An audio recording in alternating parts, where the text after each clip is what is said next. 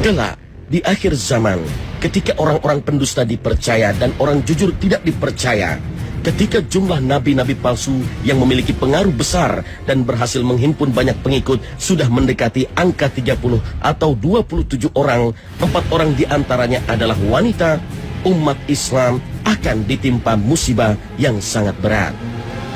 Selama 3 tahun akan terjadi paceklik yang sangat mencekik. Pada tahun pertama, Allah akan memerintahkan kepada langit untuk menahan sepertiga dari hujannya dan memerintahkan kepada bumi untuk menahan sepertiga dari tanaman-tanamannya. Kemudian pada tahun kedua, Allah akan memerintahkan kepada langit untuk menahan 2/3 dari hujannya dan memerintahkan kepada bumi untuk menahan 2/3 dari tumbuh-tumbuhannya. Lalu di tahun yang ketiga, Allah memerintahkan kepada langit untuk menahan semua air hujannya. Maka tidak ada setetes air pun yang turun. Juga memerintahkan kepada bumi untuk menahan semua tanaman-tanamannya. Hingga setelah itu tidak akan dijumpai satu tanaman hijau pun yang tumbuh. Dan tidak ada seekor binatang berkuku pun yang hidup, kecuali yang dikehendaki oleh Allah.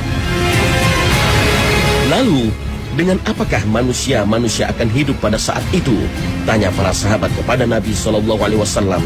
Maka beliau menjawab, tahlil, takbir, dan tahmid. Semua itu akan berfungsi sebagai makanan bagi mereka. Mungkin inilah sebabnya, wallahu a'lam, mengapa pasukan Imam Mahdi berhasil menaklukkan Konstantinopel untuk kedua kalinya tanpa menggunakan senjata, tetapi hanya mengumandangkan tahlil, takbir, dan tahmid.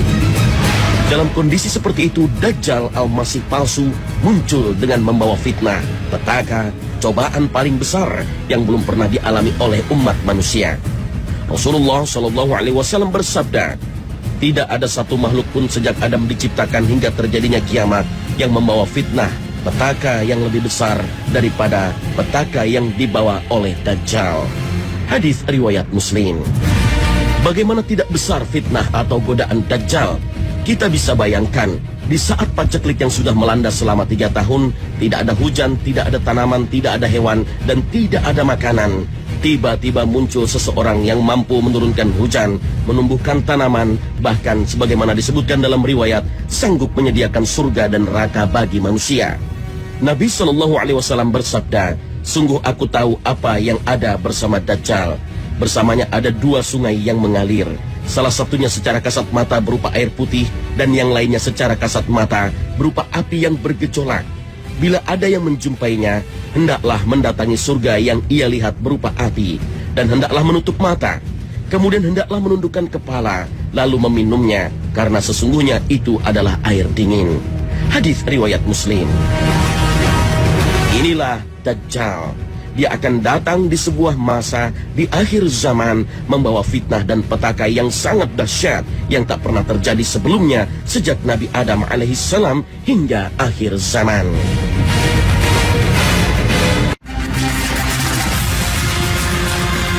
Assalamualaikum warahmatullahi wabarakatuh. Dajjal adalah manusia, sama seperti kita. Ia mempunyai rambut, mata, wajah, tangan, badan, dan semua anggota tubuh yang lazim kita miliki. Dia hanya memiliki beberapa ciri khusus, seperti berbadan besar, berwarna kemerah-merahan, rambutnya keriting, matanya buta sebelah kanan, seolah-olah matanya anggur yang mencorok. Sebagaimana disebutkan dalam hadis riwayat Bukhari dan Ibnu Umar, Nabi SAW bersabda, ketika aku tidur, aku bermimpi tawaf di Ka'bah, dan ternyata ada seseorang yang rambutnya lurus, kepalanya meneteskan atau mengalirkan air. Maka saya bertanya, siapakah ini? Mereka mengatakan, ini Isa bin Maryam. Kemudian aku menoleh, ternyata ada seseorang yang berbadan besar, warnanya kemerah-merahan, rambutnya keriting, matanya buta sebelah kanan, seolah-olah matanya anggur yang mencorok. Mereka menjelaskan, sedang ini adalah Dajjal. Manusia yang paling mirip dengannya adalah Ibnu Qatlan, laki-laki dari Bani Khuza'ah. Sedangkan dalam hadis yang diriwayatkan oleh Abu Daud dari Ubadah bin As-Samit, dijelaskan bahwa sesungguhnya Al-Masih Dajjal adalah seorang laki-laki yang pendek, berkaki bengkok, berambut keriting, buta sebelah dan matanya tidak terlalu menonjol dan tidak pula terlalu tenggelam. Ciri mata Dajjal yang buta sebelah juga disebutkan dalam hadis yang diriwayatkan oleh Ahmad dari Ibnu Abbas, namun dengan tambahan putih berkilau. Dan beberapa sifat lain yang belum disebutkan, yaitu kepalanya mirip kepala ular dan dia adalah orang yang paling mirip dengan Abdul Uzza bin Qatan. Sedang dalam sebuah hadis yang diriwayatkan oleh Ahmad, Nabi menegaskan bahwa setiap nabi yang diutus pasti memperingatkan kepada umatnya tentang datangnya Dajjal. Sementara penjelasan tentang Dajjal yang beliau terima belum pernah diberikan kepada siapapun. Menurutnya, Dajjal adalah orang yang buta sebelah, mata kanannya buta dan juling, seakan-akan dahak yang menempel pada tembok yang dicat. Sedang mata kirinya seperti bintang yang terang. Kemudian, seperti disebutkan dalam hadis riwayat Muslim, masih ada ciri khusus lagi, yaitu ada tulisan Arab kafir atau kafara di antara kedua matanya. Dan di samping semua sifat itu, Dajjal juga mandul, tidak bisa menghasilkan keturunan. Abu Sa'id Al-Khudri radhiyallahu anhu pernah bertutur, "Aku pernah menemani Ibnu Sa'id pergi ke Mekah. Lalu dia berkata kepadaku, aku telah bertemu dengan beberapa orang yang menganggap bahwa aku adalah Dajjal. Apakah kamu pernah mendengar Rasulullah SAW bersabda, sesungguhnya Dajjal itu tidak mempunyai anak?" Aku jawab, "Ya." Ia berkata lagi, "Dan aku telah mempunyai anak. Bukankah kamu telah mendengar Rasulullah SAW bersabda, Dajjal itu tidak akan memasuki Madinah dan Mekah?" Aku menjawab, "Ya." Ia berkata lagi, "Dan aku telah dilahirkan di Madinah, dan sekarang aku sedang menuju ke Mekah." Kemudian di akhir pertanyaannya dia berkata kepadaku, "Demi Allah, sesungguhnya aku tahu waktu kelahirannya, tempatnya, dan di mana dia." Hadis riwayat Muslim. Itulah sifat-sifat Dajjal yang kemunculannya merupakan salah satu tanda besar dari tanda-tanda kedatangan hari kiamat. Dajjal akan muncul dari arah timur dari Khurasan, sebuah wilayah di negeri Persia. Nabi SAW bersabda, Dajjal akan keluar dari bumi sebelah timur yang disebut Khurasan. Dajjal akan diikuti oleh kaum yang wajah mereka seperti tameng yang dilapisi kulit. Hadis riwayat Tirmizi. Atau saat di Khurasan itu, Dajjal baru melancarkan propaganda untuk menghimpun para pengikut, lalu mendapatkan banyak pendukung dari orang-orang Yahudi yang tinggal di perkampungan Yahudi Asfahan. Dari situlah dia memulai aksi yang sebenarnya untuk menguasai bumi, diikuti oleh 70.000 orang Yahudi. Nabi SAW bersabda, Dajjal akan keluar dari perkampungan Yahudi Asfahan, diikuti oleh 70.000 orang Yahudi yang memakai mahkota akan jadi pengikutnya. Hadis riwayat Ahmad. Lalu, ketika perjalanan mereka sampai di suatu tempat antara Irak dan Syam, mereka mulai melakukan perusakan di mana-mana. Dalam hadis yang dituturkan oleh Nawas bin Sam'an, Nabi SAW disebutkan bersabda yang artinya, Dajjal keluar dari daerah di antara Syam dan Irak. Dia lantas merusak kanan dan kiri. Wahai para hamba Allah, tetap teguhlah.